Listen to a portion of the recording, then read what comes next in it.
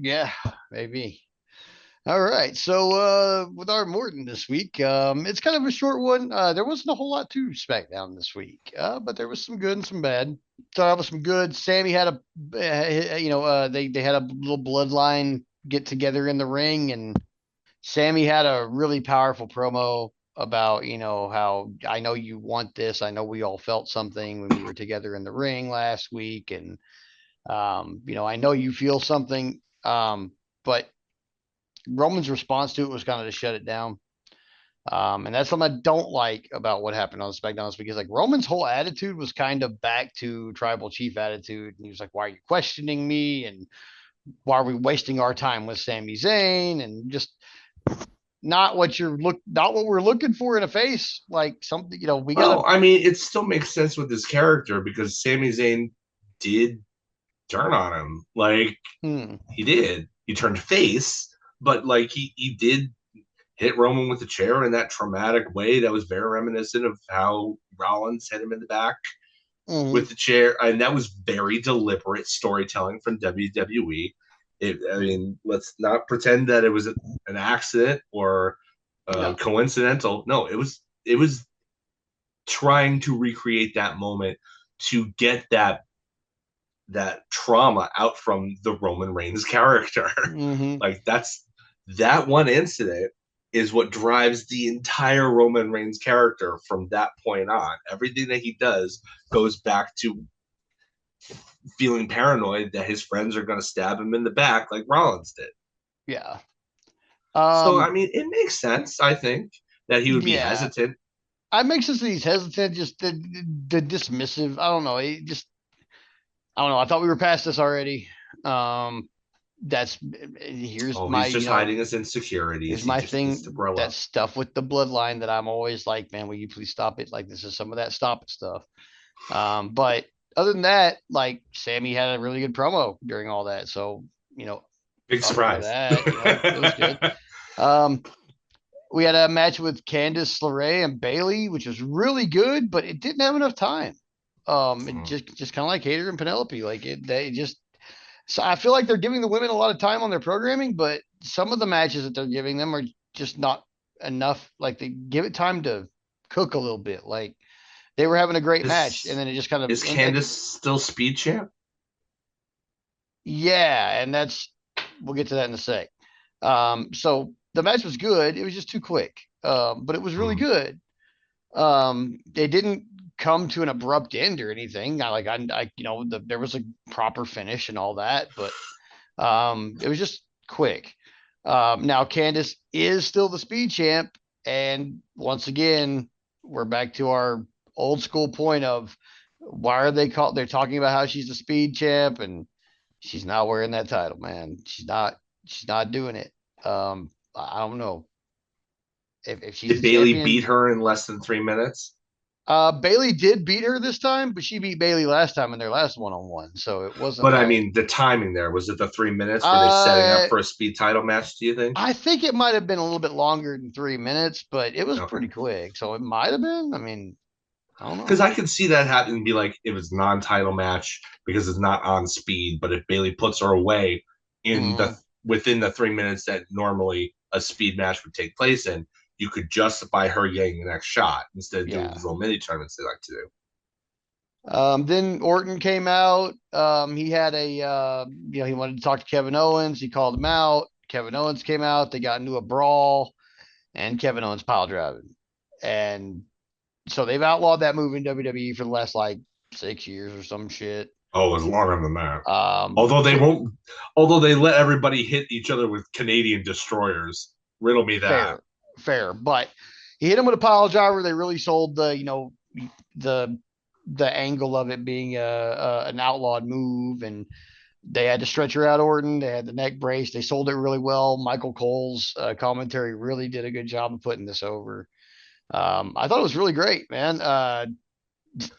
It was gnarly in the best way, and Orton sold it like he was dying, like he was making little noises and shit. Like Orton, to his credit, sold it like he was gonna die. It was great.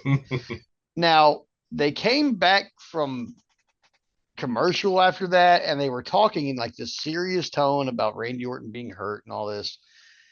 And then they like really abruptly went to like the Pretty Deadly music started playing, and they were suddenly in the ring, and DIY was in the other side of the ring. So they like completely skipped all their entrances. I Real guess mood while they're whiplash, huh? while they're talking about Orton, and then they just like immediately like the Pretty Daily music just starts playing, and Michael Cole just cuts off talking about it and starts talking about the match that's coming. And DIY is already doing. I don't like the DIY didn't get an entrance. I don't like how they abruptly cut it off. Paradigm shifted without a clutch on this, like, and I didn't like it at all. Like it ground the gears. But the match, Pretty Deadly, always super entertaining. But they were here to get squashed, and get squashed they did because Ciampa beat them in like less than 3 minutes without even tagging in Gargano. And it was Ooh. brutal in the best way. It was Yeah, brutal in Champa the can really best lay it way. in when Yeah, he he's really given a can. And reason he's to. playing a pissed off character right now because he's Yeah, mad that the Motor City Machine Guns came in and like took their spot. yeah. And so, I mean, he is playing it the best way. It's super awesome. And You missed. You were probably taking a vacation from your fandom for most of NXT's glory years, weren't you? no, I actually made returns just to watch Gargano and Ciampa tear each other Oh, apart in okay. NXT. Okay, good. Like, I was gonna say if you came back uh, for any one if thing, there was any one thing that I was going to come back for, that drew me in, and I loved watching them dismantle each other in oh, they're NXT. It was so good. great. Their I still fights. say Go ahead. Ciampa's amazing. Johnny Gargano should be in that consideration for best pound for pound wrestler in the Mm-hmm. world. Like he's so good. The stories he tells in that ring are fantastic. Oh They yeah, may be a they're little great. long for people. He likes his 40-minute matches, Not for me. but like I'm I all love it. about it. Give me more Johnny G. Oh yeah, for sure. But yeah, so I mean, but basically, in a nutshell, that was all that I really liked, and everything else I was.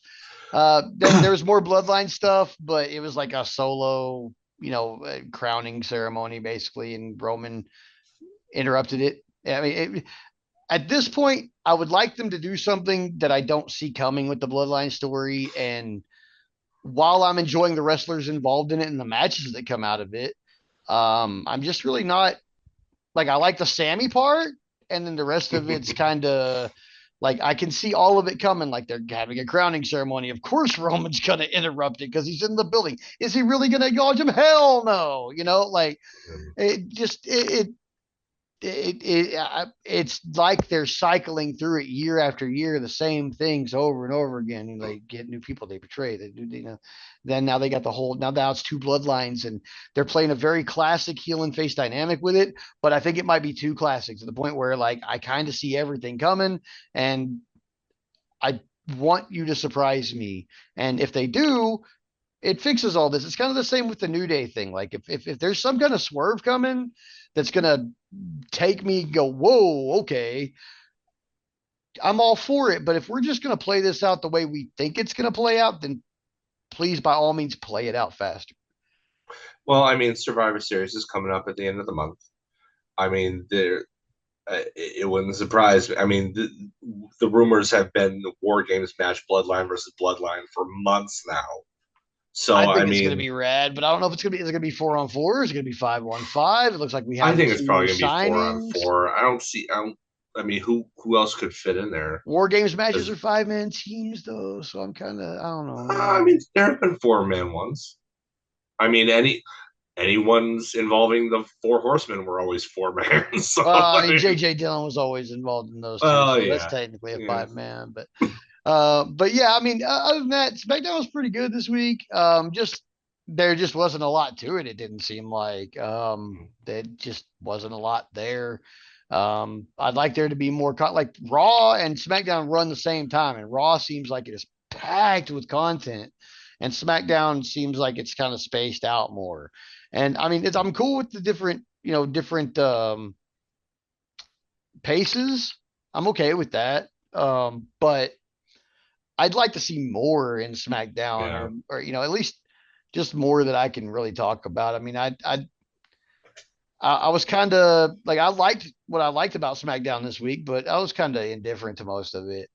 Where Mm. Raw, like after that second watch, I was really like, maybe I need more time so I can, watch SmackDown a second time and pick some more stuff out of it. But Maybe. I didn't think SmackDown was as good as Raw, but they were both good shows. I wasn't like just soured on anything really. So I mean, I enjoyed them both. So yeah, WWE this week was pretty good, but I think that takes us to our hot tag.